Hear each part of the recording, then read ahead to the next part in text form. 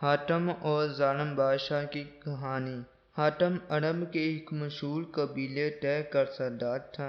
اسی وجہ سے اس کو حاتم طائی بھی کہتے تھے۔ یہ اپنی نیکی اور سخاوت اور خدا ترس کی وجہ سے تمام دنیا میں مشہور تھا۔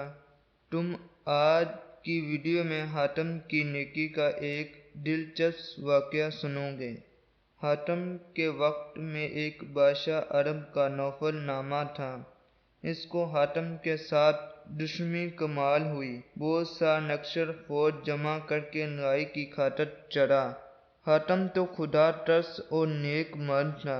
یہ سمجھا کہ اگر میں بھی جنگ کی تیاری کروں گا تو خدا کے بندے مارے جائیں گے اور بڑی خون ریزی ہوگی، اس کا عذاب میرے نام لکھا جائے گا۔ یہ بات سوچ کر تن تنا اپنی جان لے کر ایک پہاڑ کی کھو میں جا چھپا۔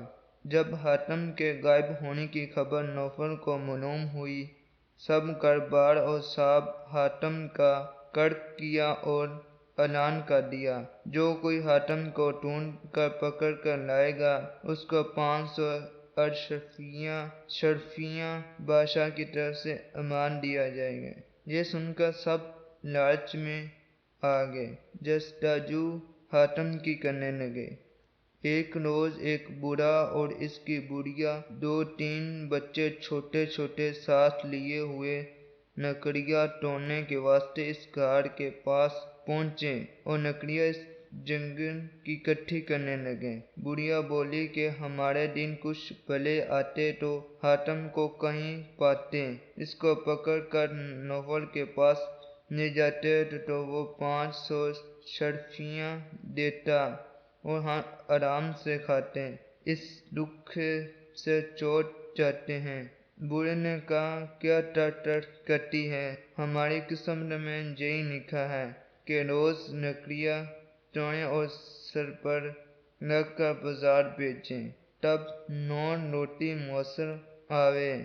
یا ایک روز جنگل سے بھاگ لے جاوے، لے اپنا کام کر، ہمارے ہاتھ حاتم کا ہے کو آئے گا اور بادشاہ سے اتنے روپیے دلوائے گا۔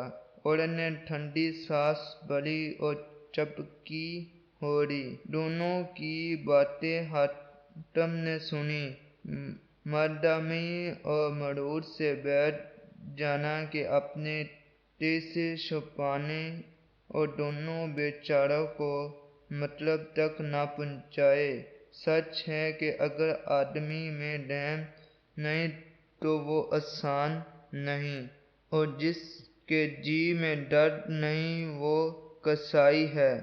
دل کے واسطے پیدا کیا انسان کو، ورنہ طاقت کے لیے کچھ کم نہ تھے۔ کڑو بیان۔ غرض حاتم کی جوان مردی نے نہ قبول کیا، اپنے کانوں سے سن کر چپکا اوڑھے، فوراً ہی باہر نکل آیا اور اس بوڑھے سے کہا، اے عزیز حاتم، میں ہی ہوں، مجھ کو نوفل کے پاس لے چل، وہ مجھے دیکھے گا، جو کچھ روپیے دینے کا وعدہ کیا تجھے دلاؤں گا۔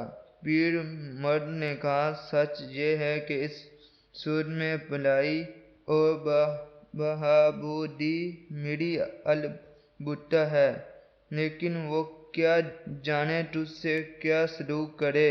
اگر مار ڈالے تو میں کیا کروں؟ کیا مجھ سے درگزر نہ ہو سکے گا؟ تجھ کو اپنی قسم کی خاطر دشمن کے حوالے کر دوں، وہ مال کے دن کھاؤں گا، کب تک جیوں گا؟ خاطر مر جاؤں گا، تب خدا کو کیا جواب دوں گا؟ حاتم نے بڑی منت کی کہ مجھے لے چل، میں اپنی خوشی سے کہتا ہوں، ہمیشہ اسی آرزو میں رہتا ہوں کہ میری جان و مال کسوں کے کام آوے تو بہتر ہے۔ لیکن وہ بوڑھا کسی طرح راضی نہ ہوا کہ حاتم کو لے جائے اور روپیے پائے۔ آخر لاچار ہو کر حاتم نے کہا، اگر تو مجھے یوں نہیں لے جاتے تو میں آپ بادشاہ کے پاس جا کر کہتا ہوں کہ اس بوڑھے نے مجھے جنگل میں پہاڑ کی کھوڑ میں چھپا رکھا تھا۔ وہ بوڑھا ہنسا بولا، بھلائی کے بدلے برائی ملے تو یا نصیب۔ اس درد و بدل کے سوالوں و جواب میں آدمی اور پی آ پہنچے۔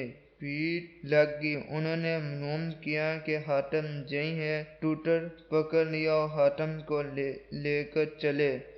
وہ بوڑھا بھی افسوس کرتا ہوا پیچھے ساتھ ہو لیا۔ جب نوفل کے نوبر لے گئے تو اس نے پوچھا کہ اس کو کون پکڑ لایا؟ ایک ذات سنگ دل بولا کہ ایسا کام سوائے ہمارے کون کر سکتا ہے؟ یہ فتح ہمارے نام ہے۔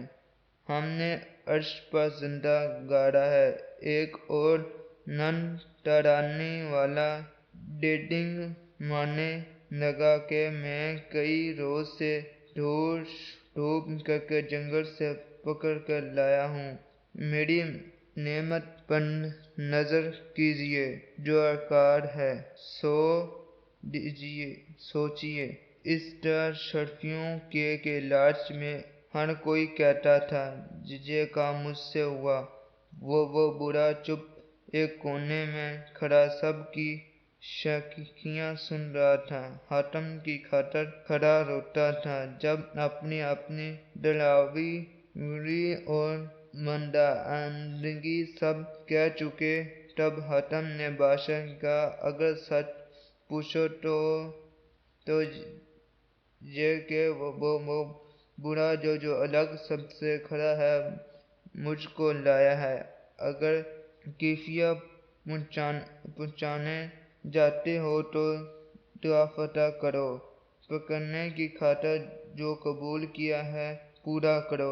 شاید ڈھیل میں زمان حلال ہے۔